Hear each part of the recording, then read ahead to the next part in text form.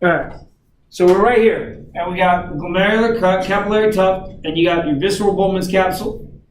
So this there, what's in contact, is called the visceral Bowman's capsule or glomerular capsule, right? Because it's the visceral component of the glomerular capsule, and that's made of podocytes, guys. And these podocytes are going to create and maintain a filtration barrier, along with the simple squamous epithelium of that glomerular capillary tuft. So that glomerular capillary tuft has simple squamous with basement membrane, negatively charged. Negatively charged, right? Basement membrane, along with this visceral glomerular capsule that's made up of the podocytes that create the filtration barrier. So that right there, boom, comes together, right there. All right. Now, if I draw the kidney,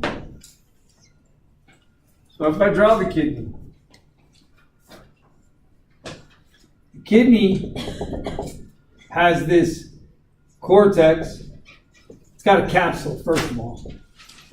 It's all connective tissue inside. Then you got all these other structures in it.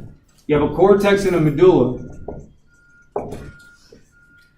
You have the hilus. Then you have your ureter coming out. Now, when that blood vessel, to get up there, has to come from the renal artery. So your renal artery is coming in here like this. So here's your renal artery coming in, and then it's splitting up. And what it's doing is, as it travels through the medulla, it's traveling through these areas of the medulla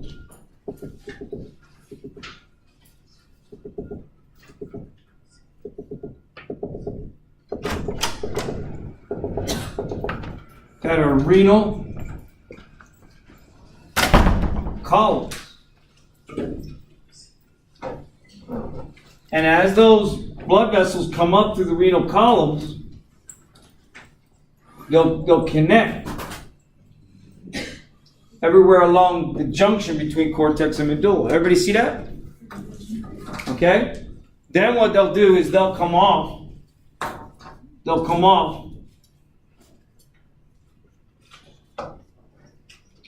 like that.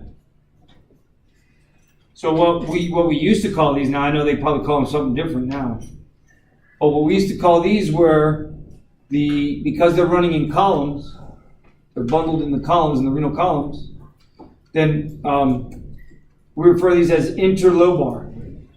And then this will be your arcuate arteries, and those would be your interlobular arteries. Okay? And so those interlobular arteries, everybody look at what they're doing. So look, everybody look up here. Look up here for a moment. And everybody looking up here. Everyone look here. Everyone, look here. These ones that are in the cortex, they're going to sprout off that glomerular tuft. Everybody see that? Everybody see that? That's the same one I drew right there. You got me? So these are only found in the cortex. So you can start drawing them in there if you wanted. Now I don't want to complicate it because then I'd have to draw all this too, right? I just want to show you where the glomeruli, they only fall in the cortex. Now, there can be some that are closer to the junction between medulla and cortex. Does everybody hear me? And there are ones that are further away, so they have different names.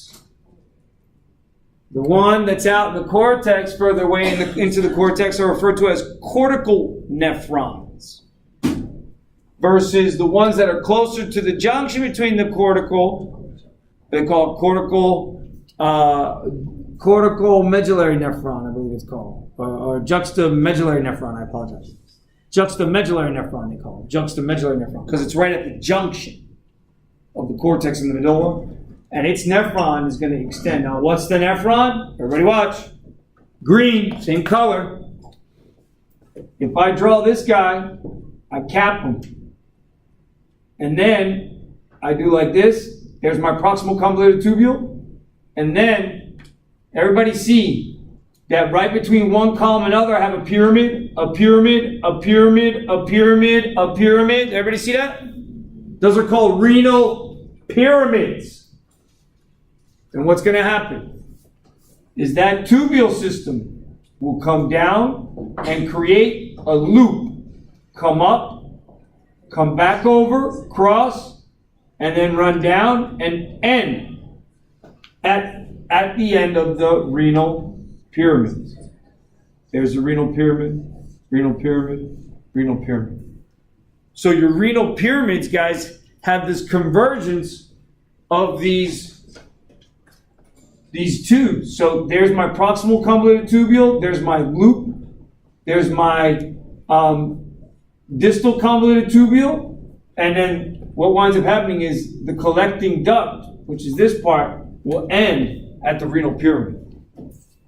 Okay? So that's like a miniature version of it. You got me? Now I'm going to draw you like the super extended version of it. Yeah? Because we're going deeper. Right? And so we were here, that's what it looks like when we pull out. Now we're going in and expanding, right? To do this. So the proximal convoluted tubule will continue to throw down epithelium that's columnar cuboidal, and it'll have this fuzzy surface, which are brush border enzymes. Just like the villi structures, the microvilli structures in the duodenum, and in the ileum and the jejunum. The increased surface area, the brush border enzymes of the small intestine. Well, sure enough, but these enzymes, what their job is to recover what's been filtered. Did everybody hear me? That's what those enzymes are for. So those brush border enzymes are there not for digestion. They're there for recovery. What's coming out of here? What's being filtered out? What's being forced out? Water. Everyone agree? So what is being filtered out? What is that filter? What is that filtrate? What is that ultrafiltrate that comes out? Water. I need more markers. I need new markers. You see? Let's see if I can scrounge up another black marker somewhere. I run out of black markers quick.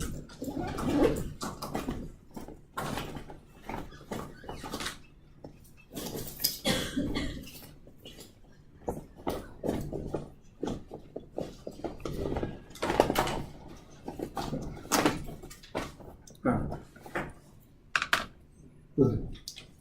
So, you got water, you got salts,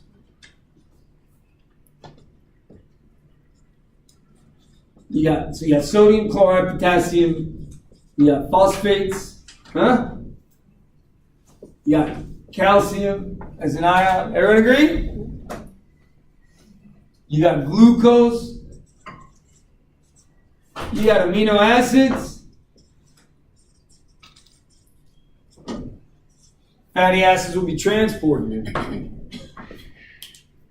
Okay? Components of fatty acids will be like urea. What's urea? The breakdown of protein. Break. So now you see why we measure the blood urea nitrogen levels? If they're elevated, that means you're breaking down too much protein. And that your kidney's not functioning to lower it. Because your kidney's job is to filter it. You understand? The problem is that the kidney's job is also to recover it. Because you can use those same nitrogens to make amino acids. You see? So, urea was actually, interestingly enough, it looks like this. It's carbon with double bonded oxygen to it. And it has 2 nitrogens.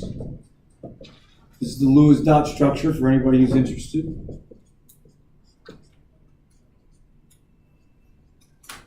And so for urea, you see those electrons, guys? They can draw hydrogens. These hydrogens will be attracted to that electron, those 2 electrons there.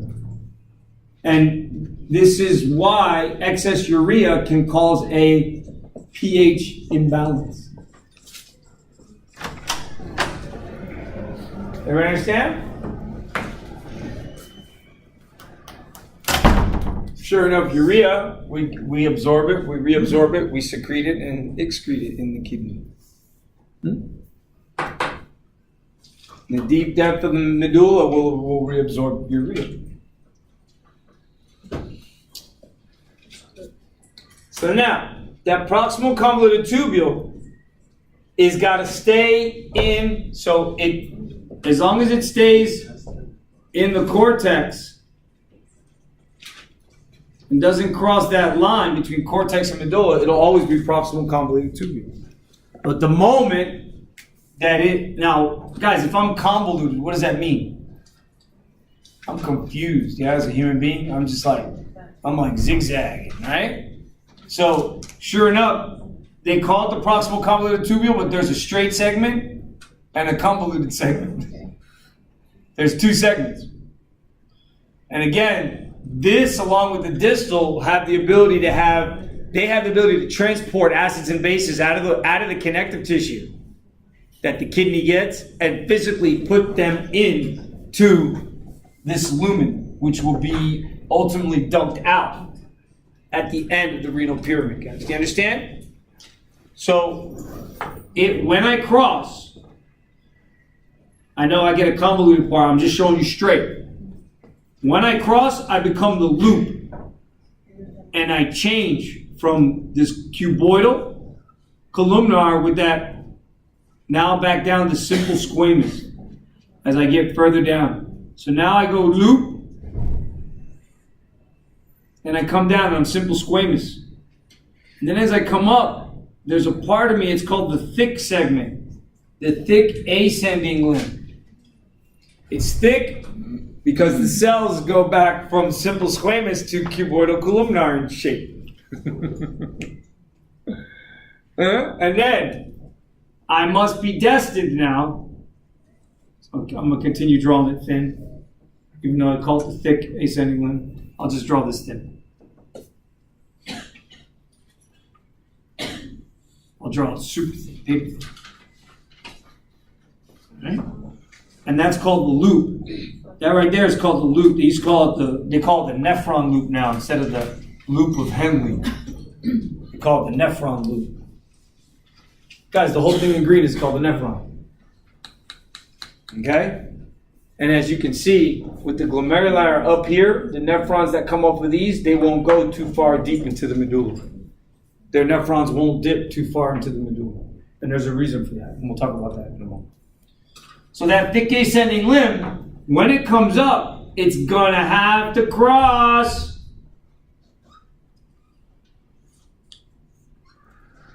Everybody see how I drew that? It's coming right between the 2. And when that happens, right there, this becomes the distal convoluted tubule. They call it the DCT versus the PCT. Everybody see that? So you got your visceral Bowman's capsule or visceral glomerular capsule, which has the podocytes, the filtration barrier.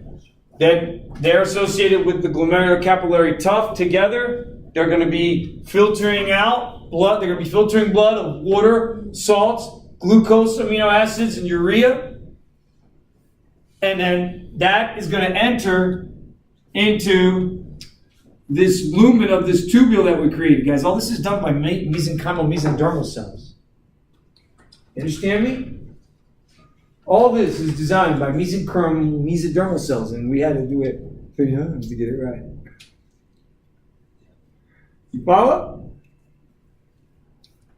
And again, why? Because we have what? An arterial, capillary, glomerular tuft situated between an afferent and an efferent arteriole. You don't see that anywhere else in the human body. Nowhere. This kidney's something special. So now, that nephron comes down, comes up, and when it comes over, it changes, and right there, where they meet, all three, along with cells that are in the connective tissue, they're going to create the juxtaglomerular apparatus, also known as the JGA. And the JGA, well, the JGA is going to produce, yeah, and not Brendan.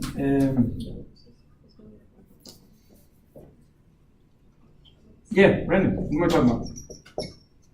And then don't forget, the liver was responsible for producing angiotensinogen, and when it meets up with renin, renin will take it to angio 1.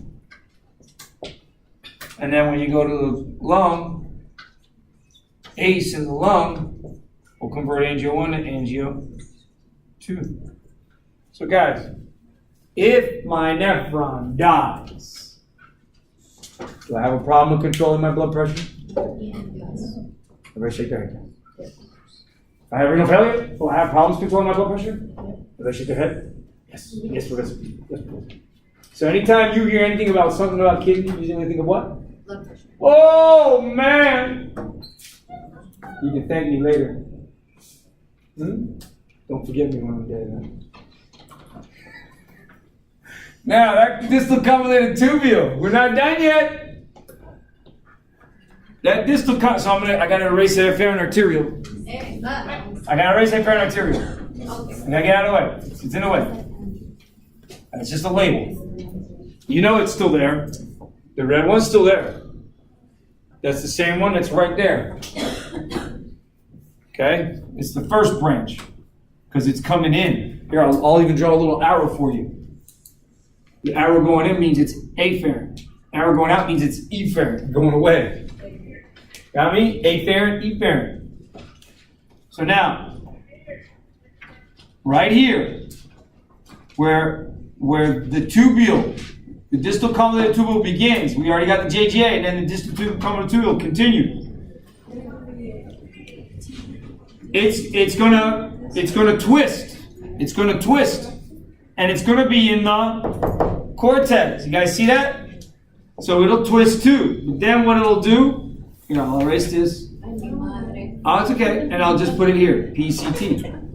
It's the same thing. And then I can erase here, clean it up, and just label this as DCT.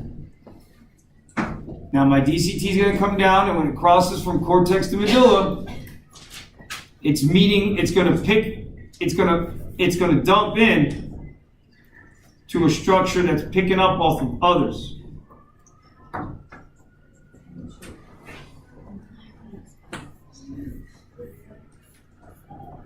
And this whole structure is referred to as the collecting tubule, collecting ducts.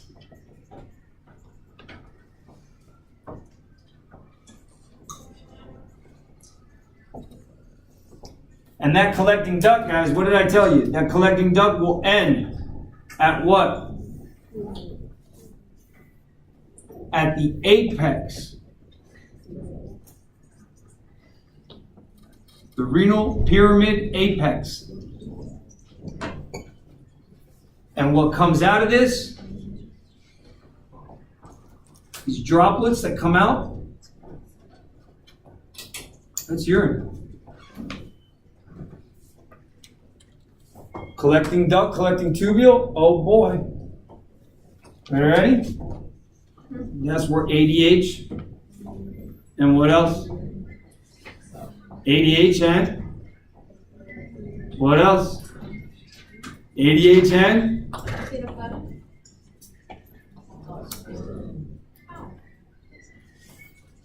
That's where they at. ADH, to reabsorb the water through aquaporin molecules. And aldosterone, via the aldosterone receptor to recover salts, guys. Last ditch effort. Because once it leaves collecting duct, it's excreted and gone. Into what? Into the minor calyx, major calyx, pelvis, and then ureter, and then bladder, and then so on and so forth. Any questions? We're like halfway done renal now. At least. That's the process. Any questions, guys? Wow, man. Time goes by quick. Jeez. Yes, I will. Thank you. Thank you.